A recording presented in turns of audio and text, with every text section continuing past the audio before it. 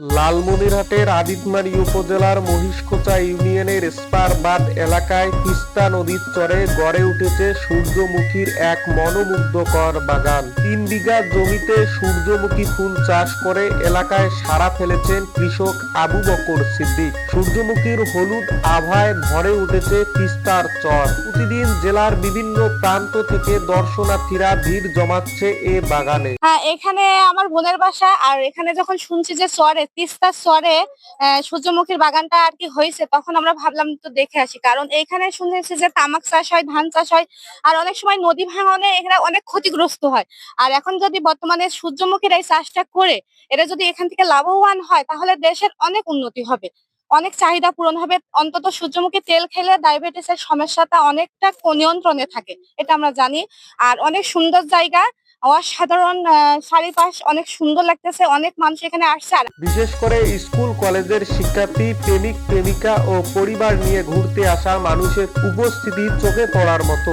অনেকেই এসে এখানে ছবি তুলছে, সামাজিক যোগাযোগ মাধ্যমে শেয়ার করছে প্রকৃতির দৃশ্য। দর্শনার্থীদের প্রবেশের জন্য 20 টাকা করে টিকিট নির্ধারণ করেছে কৃষক। কেউ ফুল ছিঁড়ে ফেললে 500 টাকা জরিমানা এবং টিকিট ছাড়া প্রবেশ করলে 50 টাকা জরিমানার নিয়ম চালু রেখেছে বলে জানান তিনি। যারা দর্শনার্থী এখানে দেখার জন্য আসে তারা যেন ফুল না ছেড়ে। দেখা যাচ্ছে অনেক ফুল আমার ছিঁড়ে নিয়ে গেছে, এটা আমার ক্ষতি। আমি এ ব্যাপারে আমি সবাইকে সতর্ক করতে চাই যেন তারা দেখাশোনা করে এবং ফুল না ছেড়ে। আমার এই সূর্যমুখী চাষ করার উদ্দেশ্য হলো সরকার থেকে আমাকে আধুনিক প্রযুক্তিতে চরে কিভাবে আবাদ করা যায় সেই প্রযুক্তিতে এখানে আমি আবাদ করছি।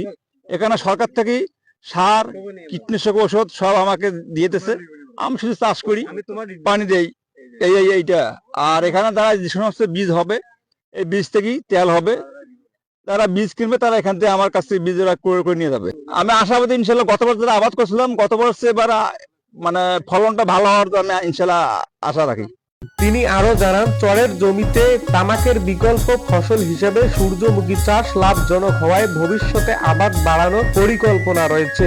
স্থানীয়রা বলছে, তিস্তার চরে সূর্যমুখী চাষ শুধু কৃষকের আর্থিক লাভেই নয়, এলাকাকে নতুনভাবে পরিচিত করে তুলছে। প্রকৃতি প্রেমীদের কাছে এটি হয়ে উঠেছে এক আকর্ষণীয় গন্তব্য। ইব্রাহিম সরকার, লালমনি নিউজ।